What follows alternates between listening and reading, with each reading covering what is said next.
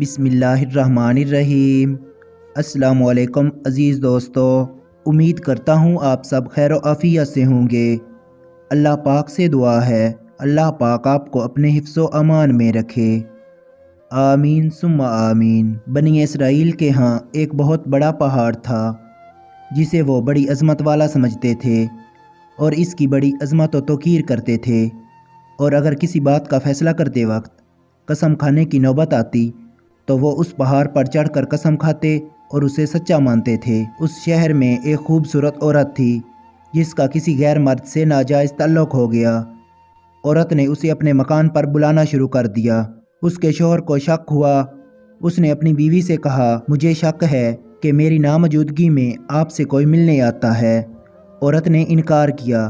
شوہر نے کہا، اگر تو سچی ہے تو پہاڑ پر چڑھ کر قسم کھا لے کہ تیرا کسی کے ساتھ کوئی ناجائز تعلق نہیں ہے۔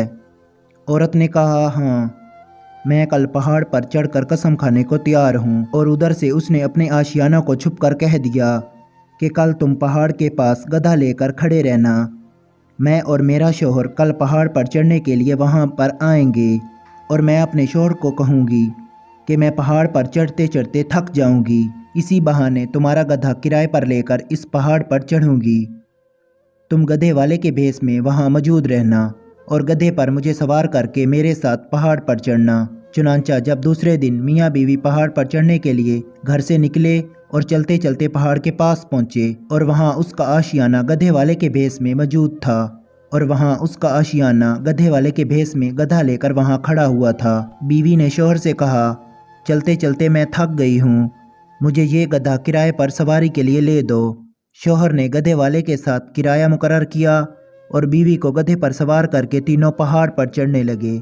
جب وہ جگہ آئی جہاں لوگ قسمیں کھایا کرتے تھے تو مکار عورت نے اپنے آپ کو گدھے سے نیچے گرا دیا اور یہ معلوم کروایا کہ گدھے سے یہ اتفاقاً گری ہے اور گرتے ہوئے اتفاقاً ننگی ہو گئی ہے۔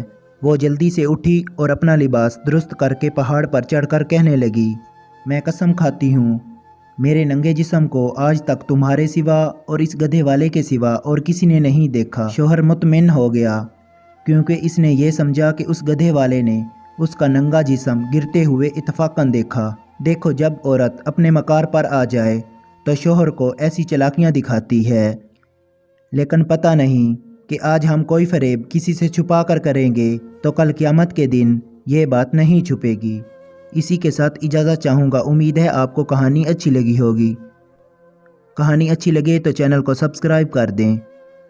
اللہ حافظ دوستو۔